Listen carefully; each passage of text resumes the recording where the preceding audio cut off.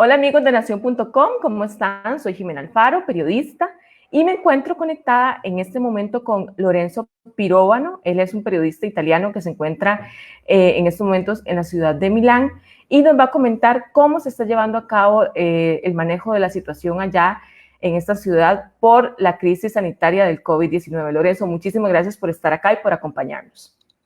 Gracias a ustedes, es un gusto poder compartir un poco de la experiencia que estamos viviendo acá en Italia y bueno, muy buenos días a todos los lectores. Lorenzo, bueno, estás en un lugar que es clave para atender esta emergencia.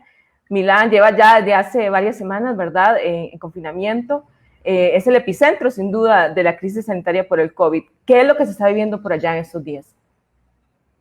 En estos días estas semanas vamos a alcanzar ya casi el mes de cierre total, de medidas estrictas. Lombardía, la región de que Milán es capital, ha sido, digamos, la primera región en declarar el cierre total por algunos brotes que tuvo en su región. Esta semana, bueno, como muchas otras semanas, atrás, estamos esperando que sea la semana del pico, se dice pico, ¿verdad? Sí.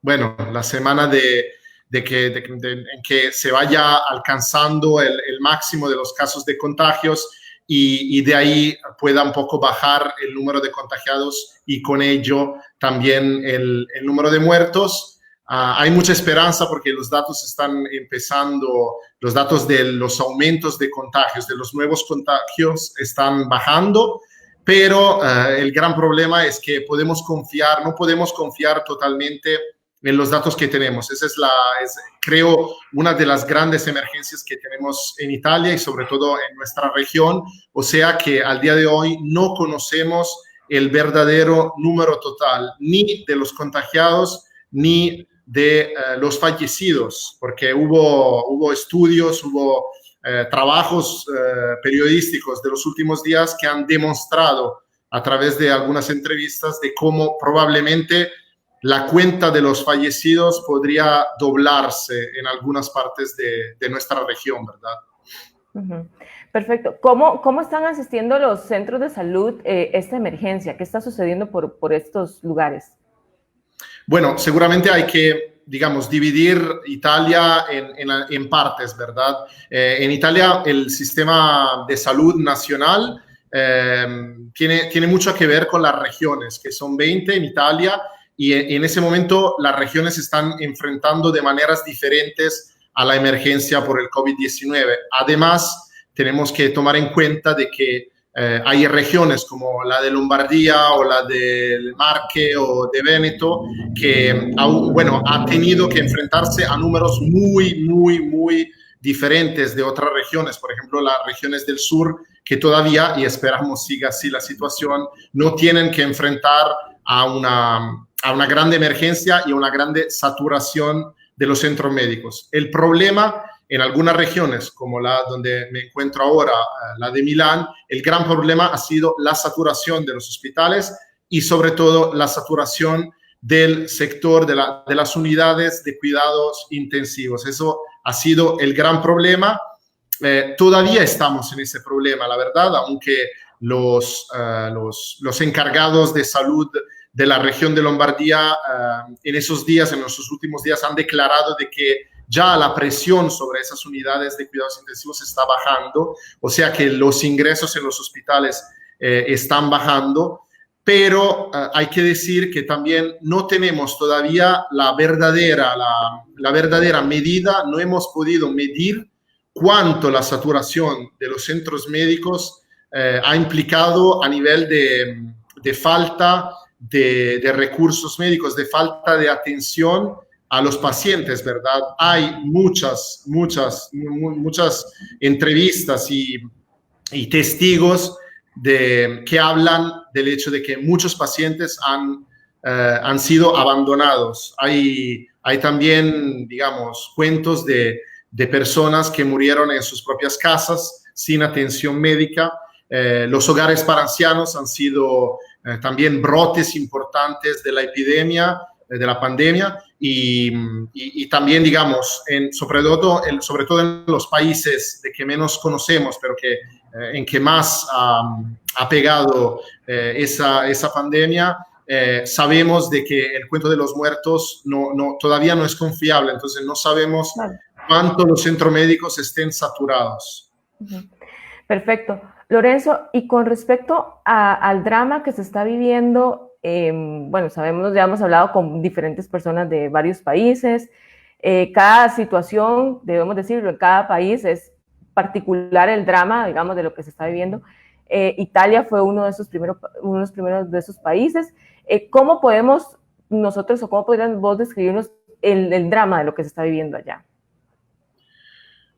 El drama principalmente creo que se pueda describir a través de las calles vacías de nuestras ciudades, de nuestros pueblos, las colas muy largas en los supermercados. Creo que, bueno, obviamente el gran drama es el drama de los centros médicos. El drama es saber que el 10% de los contagiados oficialmente contados en Italia son trabajadores de salud, son operadores de salud. Entonces, eso también es otro dato que tenemos que tener en cuenta, el drama de esos doctores, enfermeros y operadores en los hospitales y en los centros médicos que se han contagiado y se han convertido también, obviamente, los centros médicos en brotes de la pandemia. Y bueno, el drama es también en niños y adolescentes y estudiantes que no tienen educación desde hace un mes casi, y el drama de un país bloqueado que cada día ruega para que ese número, esos numeritos bajen, aunque sabe adentro de sí mismo de que esos datos todavía no son confiables. Entonces, tampoco podemos conocer aún la verdad, si estamos ya en la fase 2, pero ¿cuál es la fase 2? Es también, digamos, estar en una condición de precariedad, ¿verdad? En una condición donde no sabemos cómo seguirá, porque claro, llegaremos a un momento en que empezará a bajar ese número de nuevos contagios y bajará el número de muertos diarios, que en ese momento roza a los 700 diarios. Pero ¿cuál es la fase 2? ¿Cuál será la fase 2? ¿Cuándo podremos reabrir los centros educativos, las industrias? No se sabe todavía. Lorenzo, ¿existe alguna hipótesis o alguna teoría de por qué se dio esta rápida expansión en Italia de los casos del virus? Hay algunas hipótesis. Bueno, uno de los datos que más se menciona es la edad mediana muy alta en Italia. Es uno de los países, entre los primeros países por longevidad, ¿verdad? O sea, por edad media, digamos. La edad media está muy alta en Italia, y eso es un dato muy importante. El otro dato es también el hecho de que algunos centros médicos probablemente se han convertido en brotes. Entonces, esos brotes, si los centros médicos se han convertido en brotes, claro que el problema se ha hecho mucho más grande. Otra esperanza, otro problema que se menciona es lo de la cuenta de muertos. O sea, Italia de alguna manera está contando todos los muertos que puede por COVID-19, mientras que quizá otros países europeos tienen otra medición, otra definición para los fallecidos de COVID-19, y esa es otra. Y además porque los brotes principales han tomado lugar en uno de los lugares más industrializados y más productivos del país, donde a diario, hablamos de Milán, 300.000 personas a diario se mueven en la provincia de Milán para llegar a su puesto de trabajo. Así que también ese movimiento diario de las personas ha hecho posible que esa pandemia se contagiara tan rápidamente y con tanta fuerza a la región de Lombardía, por ejemplo. ¿Cuáles son las medidas que tienen ustedes ahí actualmente? Las medidas restrictivas. Sí, bueno, en ese momento solamente las actividades económicas esenciales tienen autorización a seguir trabajando, ¿verdad?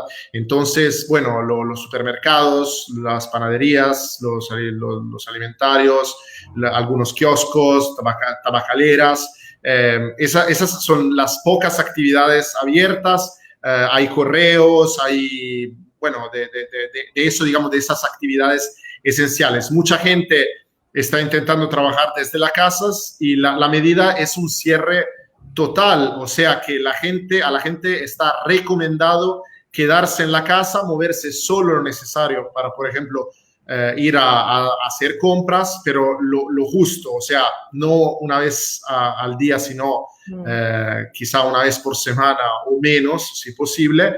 Las personas pueden salir de la casa, pero tienen que estar alrededor, bueno, de 200 metros, limitados a 200 metros de distancia de su propia habitación, quizá paseando el perro o simplemente caminando, pero la recomendación es quedarse en la casa.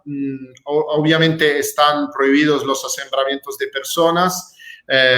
Uno para salir tiene que certificar la motivación por la que está saliendo. Hay muchos controles de la policía y de la fuerza pública. Hoy asistí a uno aquí en Milán y a diario, digamos, hay también sanciones. Por ejemplo, en esos días, en promedio, hay 7.000 sanciones por no respetar, digamos, ese cierre total. Perfecto. Y bueno, todas las actividades, obviamente, por ejemplo, las misas, todas las actividades religiosas, deportiva. Hoy hubo también la propuesta de no poder volver a entrenarse por los equipos mayores. O sea, la actividad deportiva está absolutamente parada y prohibida también. Todo eso hasta el 13 de abril, pero todo nos dice que antes del 13 de abril esas medidas van a ser replicadas por un tiempo más largo. Lorenzo, ¿y cómo te toca a vos esta crisis a modo personal, en tu día a día, en lo que haces? ¿Cómo te ha cambiado la vida? Bueno, seguramente yo no estaba acostumbrado a pasar tanto tiempo en la casa, ¿verdad? O sea, prácticamente yo paso 24 horas en la casa. Como periodista, obviamente, he tenido que trabajar exclusivamente de la casa. Normalmente me ocupo de trabajos de largo tiempo y no de la estricta actualidad. Entonces, no tenía que reportear, digamos, en la calle, en la calle directamente, y eso no me vio afectado. Y obviamente a nivel laboral, las opciones también con gente con que comparto este piso en el centro de Milán, estoy asistiendo al choque económico que Italia está teniendo y tendrá en las próximas semanas, porque las previsiones son de una caída. Bueno, este trimestre que ha terminado, de un 10%, y del año 2020 de un menos 6% en el PIB de Italia. O sea, previsiones de recesión. Muy fuertes. Lorenzo, la verdad, muchísimas gracias por atendernos y por darnos este espacio para conversar sobre este tema tan importante que está impactando a nivel global.